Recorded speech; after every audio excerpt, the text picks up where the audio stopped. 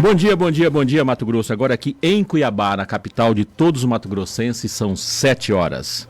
Neste dia 18 de maio de 2023, através das emissoras do Grupo Conte, espalhadas pelo estado, formam neste momento a maior rede de comunicação, integrando mais de 2/3 da cidade de Mato Grosso. São várias emissoras unidas a serviço da boa informação, dentre elas a 94.9 de Peixoto de Azevedo e a 96.3 de Cláudia. Está entrando no ar o seu programa Giro Conte. Eu sou João Edson, estou na companhia de Joair Oliveira na técnica, Luiz Furlaneto nas câmeras, produção e direção jornalística Juliana Mundel, reportagem, comentários e análise Patrícia Xavier, Laurindo Neto, Vivaldo Lopes, e hoje, quinta-feira, nós temos Letícia Markman falando da agenda cultural para o final de semana. Laurindo Neto, bom dia. Bom dia, professor João Edson. Bom dia, bancada da Conte e ouvintes.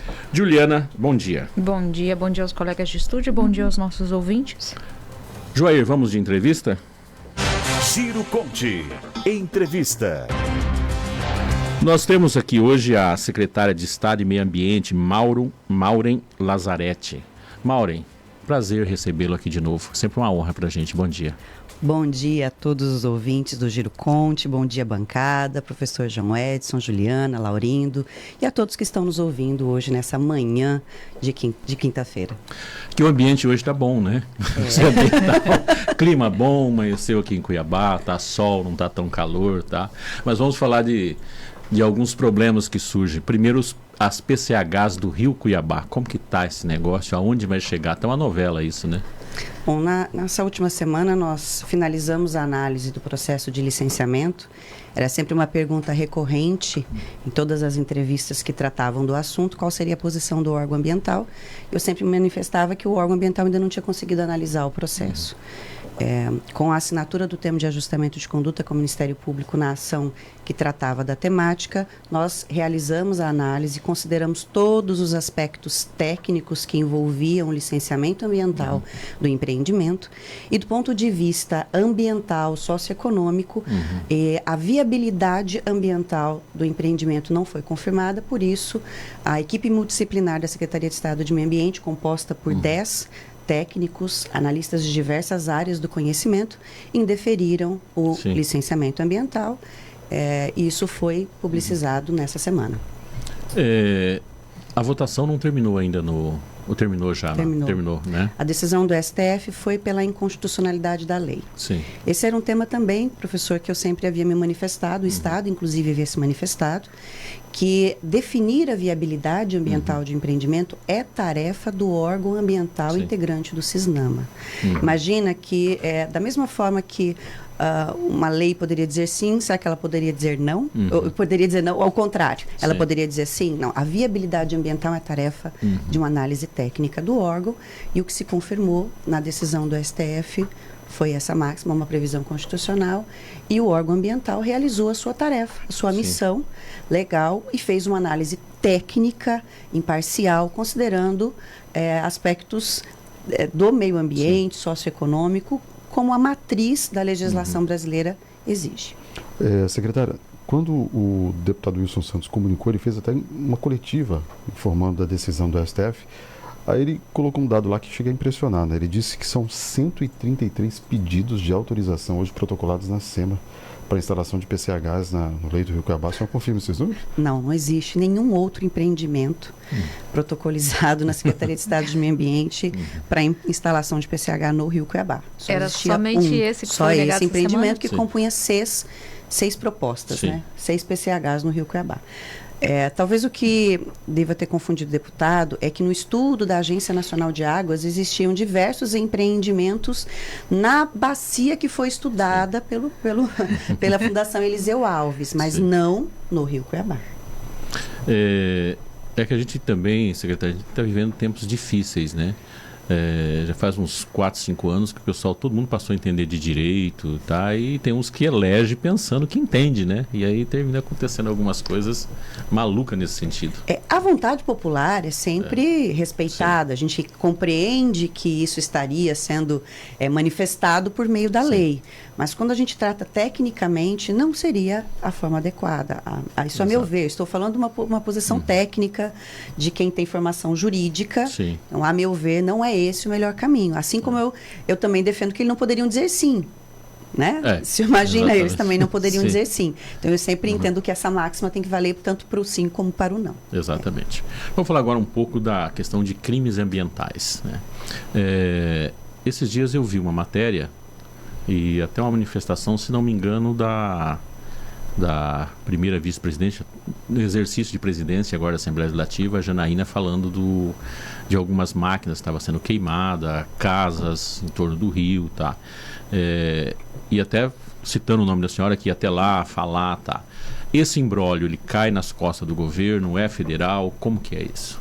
Deixa eu só dar uma atualizada antes da senhora responder. Na terça-feira, o deputado estadual Diego Guimarães entrou com um projeto de lei para evitar a destruição de equipamentos envolvidos em infrações ambientais. Nós recebemos o pedido da presidente em exercício à época para comparecer e apresentar informações em relação à atuação do governo do Estado. Como todos sabem, nós dividimos a atuação na repressão dos crimes ambientais com o governo federal. Ele concentrado nas áreas federais e o Estado nas demais. Nesse aspecto, em relação aos fatos que eram questionados, tinha a atuação do IBAMA e a atuação da Secretaria de Estado de Meio Ambiente. Qual foi a nossa tarefa? Mostrar quais são os nossos dados. Para o Estado de Mato Grosso, a destruição e inutilização de maquinário é uma exceção. Representa menos de 3% do total de equipamentos que foram apreendidos ao longo dos 4 anos, quase 4 anos e meio da gestão Mauro Mendes. Quando que nós inutilizamos o equipamento? Quando nós não conseguimos identificar infrator, quando estamos em uma área que não podemos retirar esses equipamentos. Então, foram mais de 1.000 equipamentos ao todo que foram retirados. Enquanto isso, nós tivemos pouco mais de 30 que foram inutilizados. Então, demonstramos isso a toda a Assembleia, eles compreenderam que é uma exceção. Em relação à lei, já houve uma manifestação ainda bem recente do STF em relação a uma iniciativa da mesma natureza do Estado de Roraima. E a decisão do STF é que proibição de inutilização seria uma inconstitucionalidade. Sim. Ainda nessa questão de infrações, a secretaria que a senhora comanda parece que aplicou quase R$1 milhão em multas com extração ilegal de madeira na região de Colniza ali, né? A minha pergunta é a seguinte, secretária, aquela região continua sendo a região, digamos assim, o hot point aí não sei se a gente pode utilizar esse termo, mas do combate ilegal à extração florestal de madeira? A região, o noroeste do estado... É a região mais problemática? É o que nós continuamos nossos pontos vermelhos, a nossa área quente em relação ao desmatamento ilegal e à extração de produto florestal ilegal. É onde as nossas equipes estão permanentemente. E o grande problema é que gente de áreas confunde muito, né? A grande maioria não, mas existe uma pequena parcela de áreas criminais que ganharam valor político. E esses valores políticos tem voto, tem uma série de coisas, tem financiamento político, né? E está tendo muita interferência nos órgãos fiscalizadores hoje, né? Em relação a tudo. No ambiental muito forte. Não é uma tarefa popular, né? A atuação de combater qualquer fiscalização não é popular. Posso dizer que eu acho que eu não sou muito popular. E assim, a parte de fiscalização é sempre complexa, né? Tem um dado que eu sempre passo, né? Para as pessoas entenderem que a gente é um país problemático. A média de funcionários públicos, a média, e lógico que aqui a gente está pegando os países que a gente considera próximo ao nosso nível, né? Alguns acima até, de 2% do total de funcionários públicos utilizados na área de fiscalização. No Brasil é 11,8%. Ou seja, tem um número muito grande, né? Lógico que eu estou somando aqui toda a área de fiscalização, não é especificamente essa, né? E o resultado é muito baixo, porque o número de pessoas que insistem em fazer as coisas erradas é de um número muito grande, né? Por isso, além de trabalhar muito naquilo que a gente chama da fiscalização que promove o primeiro ato, nós temos focado muito no resultado do processo, para que o que nós chamamos de efeito pedagógico, ele possa acontecer. Porque a fiscalização ela precisa promover um efeito na sociedade, uma mudança cultural, que é o efeito pedagógico, é compreender que a ilicitude não compensa. O governo do estado tem focado muito em estruturas, em atuações conjuntas que possam promover esse efeito. Portanto, não é só a fiscalização em campo, aquela primeira atuação, mas é toda a condução do processo. E um outro dado importante, nós estamos nos tornando mais eficientes para não afastar o cidadão. Sim. Cada vez mais nós pedimos que o cidadão venha ao órgão ambiental para que ele se regularize. Um dado que a gente sempre gosta de destacar quando fala de desmatamento, né? Por mais que nós tenhamos ainda um desmatamento ilegal muito acima do que é o ideal para uma sociedade, nós aumentamos mais de 700%, que é o desmatamento lícito. Saímos de 5% e passamos de 50% no primeiro trimestre de 2023. Então, essa mudança de comportamento em Mato Grosso ela está acontecendo de forma real. Não é o mesmo cenário nos demais estados da Amazônia, onde continua-se mais de 90% do desmatamento ilegal. Em Mato Grosso, nós estamos conseguindo fazer uma mudança do comportamento da sociedade. Mas é lento, né? A gente queria que fosse mais rápido. Isso que eu queria perguntar. O desmatamento, saiu dados agora recente, que o desmatamento em Mato Grosso diminuiu 71%. Informações da SEMA são de que dentro desse número de desmatamento, também de números absolutos, estão inclusos os desmatamentos legais. Isso mesmo. Eu queria saber como que a senhora atribui essa mudança, se tem a ver com as ações que já foram implementadas ao longo desses 4 anos de gestão, como que vocês estão analisando esses números? Bom, de fato tem a ver, mas não é só com o reforço da fiscalização, não. Eu não acredito que só fiscalização mude o comportamento da sociedade. É também o fato do órgão ambiental ter se tornado mais eficiente para autorizar. E um dado é que eu tenho 51% de desmatamento autorizado. Então, nós estamos, de fato, promovendo em Mato Grosso uma conscientização diferenciada. A população está procurando o órgão ambiental para se legalizar e, ao mesmo tempo, temos reduzido a ilicitude com essas duas ações. A eficiência diminuiu o tempo para aprovação? Com certeza. Hoje o nosso tempo médio para emissão de uma autorização de desmate, se a propriedade tiver com CAR validado, é de 90 dias. Nosso gargalo ainda continua sendo CAR, mas nós temos várias estratégias para priorizar a análise de cadastro em propriedades que têm ativos para promoção ou do desmatamento, ou se quiser transformar essa área num projeto de carbono, em compensações ambientais, outros projetos. O fato é que mudança de comportamento exige não só a repressão, mas fomentar e possibilitar que o desenvolvimento sustentável possa acontecer. Senão a gente não muda o comportamento da sociedade. Até porque a demora é um incentivo ao crime, né? Se demora muito... Uma reclamação que sempre é recorrente, olha, eu poderia ter feito com autorização, mas o órgão demora tanto que eu acabo uma fazendo. Reclamação recorrente, o tempo de espera para autorização. Eu não posso deixar de perguntar, na última vez que a senhora esteve aqui, nós falamos sobre o módulo de assentamentos do CAR. Eu queria uma atualização da senhora, como que está esse módulo? Olha, para minha decepção, frustração, vou tornar essa palavra, né?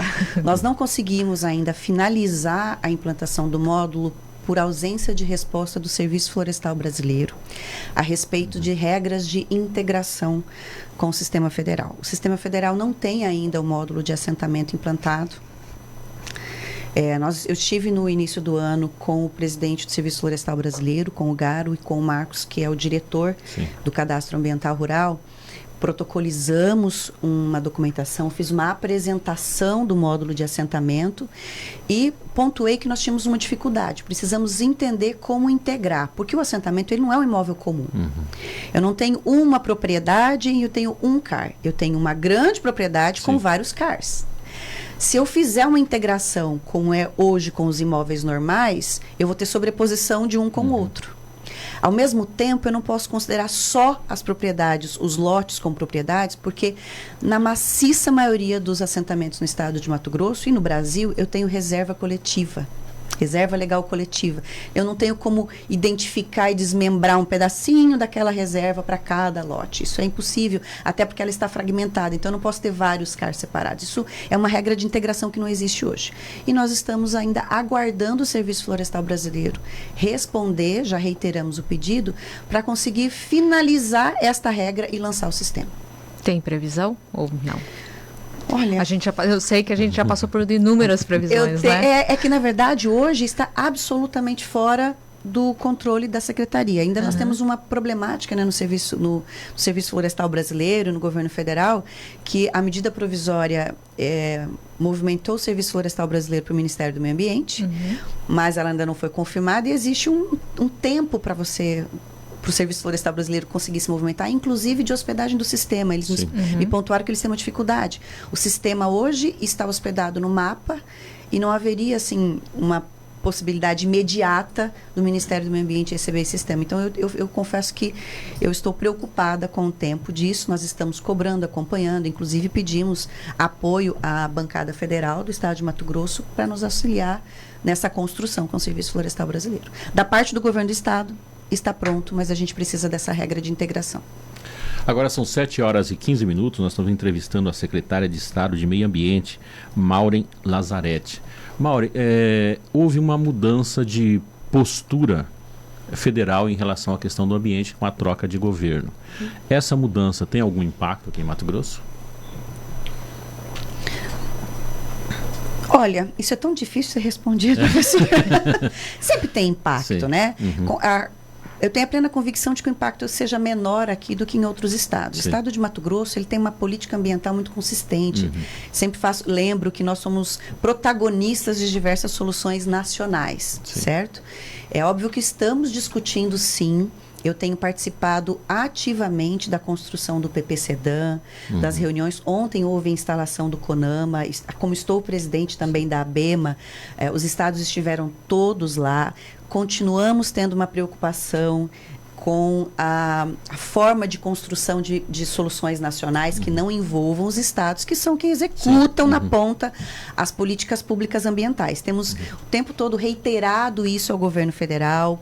Por diversos momentos, nós não temos conseguido fazer parte dessa construção, que já era uma reclamação do governo passado. Acho que esse é o ponto mais sensível para nós, certo? No que diz respeito à continuidade das nossas políticas, os estados são autônomos. Então, nós continuamos, não mudamos nada, continuamos com a nossa política de desenvolvimento com melhorias dos sistemas, tornando tudo digital, tornando o acesso ao cidadão melhor, mais fácil, e continuamos mantendo esse ritmo de austeridade no combate aos crimes ambientais. Para outros estados que dependem muito do governo federal para o combate aos ilícitos, a mudança é mais sensível. Nós não. Nós somos reconhecidos pelo MAP Biomas, por outras entidades, como o estado com a melhor performance. Então, para Mato Grosso, acho que o impacto é menor, para outros estados tem impacto maior agora, mas para todos nós. Há uma ansiedade de que o governo federal, de fato, passe a fazer essa construção mais participativa. Sim. Nós estamos chegando a um período... É o período crítico, né? Estamos já em maio, daqui a pouco já tem as fogueiras de São João, né? E das fogueiras de São João para as outras fogueiras, a coisa avança muito. Como que o Estado está se preparando para esse ano, pegar o período de desmatamento, queimada, tem algum plano especial? Como que está? Nós sempre iniciamos o ano com o plano de ação daquele período, que envolve tanto as ações de combate ao desmatamento e exploração florestal, quanto aos incêndios florestais. Então, inclusive já lançamos o decreto de emergência, o período proibitivo está confirmado, 1º de julho a 31 de outubro. Na próxima segunda-feira, às 8 da manhã, na Praça da Bandeira, nós vamos fazer a entrega de 110 veículos para as Forças de Segurança Pública, Batalhão Ambiental, Corpo de Bombeiros e Secretaria de Estado de Meio Ambiente, para reforçar as estruturas de combate ao desmatamento, que realmente se intensifica nesse período, e também o combate aos incêndios florestais. Lembrando que, ainda que nós façamos essa intensificação das ações nesse período mais crítico, durante todo o ano nós realizamos as ações preventivas e as ações regulares de combate aos ilícitos. Então, suspenderemos as autorizações de queima controlada em 1º de julho. Daqui até o início do período proibitivo, nós vamos intensificar também as ações orientativas e preventivas para os incêndios florestais. Agora, sempre lembrando, o governo do estado, as ações repressivas não vão gerar efeito se a sociedade não colaborar. Eu sempre reforço isso. Ou as pessoas se conscientizam, colaboram, ou a repressão sozinha, ou as ações não vão alcançar o seu objetivo. Então, mais uma vez, eu reitero à sociedade, lembre que a sua ação gera um efeito negativo para você, para o seu vizinho, para a sua comunidade e, de forma geral, para todos nós que moramos no estado e, em alguns momentos, até para quem mora próximo da gente. Tem impacto mundial, dependendo daquilo que faz, né? Exatamente. Então, assim, muitas vezes um fósforo causa um impacto aí de um tamanho, né, gigantesco, e a própria pessoa perde o controle dessa situação. O que aconteceu no Pantanal há poucos anos, Exato. 3 anos Isso atrás, mesmo. né? Não se trata de ser intencional ou não. Não Sim. é só não realizar uma queimada ilegal intencional. É ser cuidadoso para não promover Sim. acidentes que poderiam ser evitados. Exato. Viu, secretária? A senhora esteve recentemente nos Estados Unidos acompanhando a visita do governador Mauro Mendes, né? Dentro de um fórum que discutiu também mudanças climáticas, segurança alimentar, segurança das águas. A gente está vendo aqui na Argentina, por exemplo, um período de seca extrema, puxar o preço dos produtos, elevar os preços dos produtos para cima. Eu gostaria que o senhor fizesse um comentário desse evento, mas também falasse um pouco sobre a influência dessas mudanças climáticas hoje na produção, que é um assunto que está diretamente ligado à secretaria que a senhora comanda. Obrigada, Laurindo, pela pergunta, porque é algo que as pessoas às vezes esquecem. Na matriz Sim. da nossa agenda ambiental, das políticas públicas do Estado, tem algo que o governador Mauro Mendes menciona em todas as suas manifestações. O nosso maior ativo para a produção de alimentos, para ser Sim. um grande produtor de alimentos, são as condições climáticas. É o nosso ativo ambiental. E isso essa observância desse ativo, a manutenção desse ativo é uma das prioridades. Por isso que a nossa matriz é produzir, conservar e incluir. E isso está em todas as agendas, seja da Secretaria de Estado de Meio Ambiente quanto a Desenvolvimento Econômico. O que nós discutimos na primeira agenda no Nebraska foi exatamente como utilizar a água de forma responsável para aumentar a produção de alimentos. Também não há como negar que a produção de alimentos é uma preocupação mundial. Como garantir segurança alimentar e ainda assim controlar as mudanças climáticas. É essa agenda que conduz a nossa atuação no estado de Mato Grosso. Aumentar a produção, manter esse ativo ambiental e as condições climáticas que o estado tem para continuar produzindo. O objetivo da visita no Nebraska. Nós iniciamos no ano de 2022 tratativas com a Universidade de Viçosa, um projeto piloto que tem a Universidade de Viçosa, a Universidade de Nebraska, o MDR, como parceiros no município de Primavera do Leste, para ampliar a área irrigada do estado, porém vamos fazê-lo com segurança e responsabilidade hídrica. O estado do Nebraska tem mais de 100 anos de estudo e monitoramento de água subterrânea, com o uso de tecnologia, com um modelo de governança que se assemelha muito ao que nós aplicamos aqui no Brasil, guardadas as devidas diferenças culturais.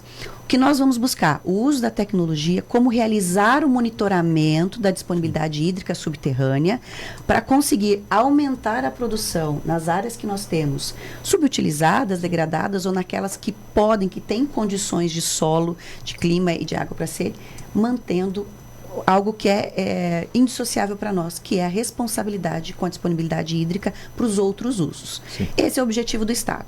Pelo estudo da Agência Nacional de Águas, nós podemos sair de 170 mil hectares hoje irrigados no Estado para quase 4 milhões de hectares. E isso também está alinhado com o nosso projeto do carbono neutro, Sim. que prevê aumento da produtividade sem ampliar a área aberta do Estado. Nós vamos agora a Mirassol do Oeste, nosso parceiro, Tadeu Benites. Bom dia, Tadeu. Muito bom dia, senhor João Edson, bom dia aos companheiros da rede e bom dia à nossa entrevistada, a senhora Maureen Lazzaretti. Senhora Maureen, temos uma legislação ambiental no país ditada pelo Ministério do Meio Ambiente e uma dentro do Mato Grosso estabelecida pela SEMA. Em que grau há divergências quanto a interpretações destas legislações? De Mirassol do Oeste, Tadeu Benites. Bom dia, Tadeu. É difícil responder a sua pergunta. Ela é complexa. Ela é bastante complexa, né? É óbvio que o arcabouço legal do Brasil, ele é ele é o mais restritivo do mundo. Ele também é bastante complexo, porque tem uma estrutura de constituição, normas supralegais, infralegais, enfim. Existem casos concretos, obviamente, interpretações, mas elas não são exclusivamente do ponto de vista legal. É mais a interpretação que consorcia o que diz a lei com o que a gente analisa do ponto de vista técnico. E, invariavelmente, esses temas são levados ao judiciário. como aconteceu agora mais recentemente em relação à interpretação de quando nós devemos fazer a oitiva dos indígenas, né? Esse é um tema que sempre atormenta, incomoda e gera dúvida nas pessoas. Porque para alguns essa consulta aos indígenas deve ser feita quando há um impacto direto. Para outros, quando há um risco de impacto. Isso foi levado ao judiciário, e o judiciário disse, independente do impacto, raio de 10 quilômetros tem que ouvir os indígenas. Então, a gente tem, na verdade, eu vou até vou um pouco mais longe. Para o órgão ambiental é extremamente difícil, porque eu tenho uma interpretação do interessado, uma interpretação legal do órgão, e eu tenho a interpretação dos órgãos de controle e uma interpretação outra do judiciário. Sim. Então, a tarefa não é fácil para nós brasileiros, porque nós temos que nos adaptar a tudo isso. Isso torna a missão de conduzir essa pasta ambiental, de tal modo a compatibilizar todos os interesses e garantir o desenvolvimento sustentável, uma missão bastante árdua. Mas não desistimos. Então, Tadeu, eu acho que é muito mais difícil, muito mais complexo até do que a sua pergunta. Não só a diferença de leis, mas a diferença da interpretação do órgão, do judiciário e dos interessados. Agora são 7h26. A secretária tem compromisso daqui a pouco, né? A gente gostaria de ficar com a secretária até às 8, né? Fico muito feliz sempre que a senhora vem aqui. Nós estamos falando com Maureen Lazzaretti, secretária de Estado de Meio Ambiente. Secretária, muito obrigado. Venha sempre, é sempre nossa convidada. Eu que agradeço a oportunidade mais uma vez de comentar um pouco desse trabalho que nós realizamos e informar a sociedade daquilo que tem sido feito pelo Estado de Mato Grosso para garantir que nós continuemos sendo um Estado que produz, que conserva e que dá orgulho para quando o tema é agenda ambiental nacional e internacionalmente. Voltarei sempre. Obrigada pela oportunidade. Boa quinta-feira a todos os nossos ouvintes. E hoje estou feliz que eu não briguei com o seu sobrenome. Consegui ir tranquilo com ela. 7h26, vamos para o intervalo rapidinho. Já estamos de volta com mais notícias, agenda cultural e falando de economia.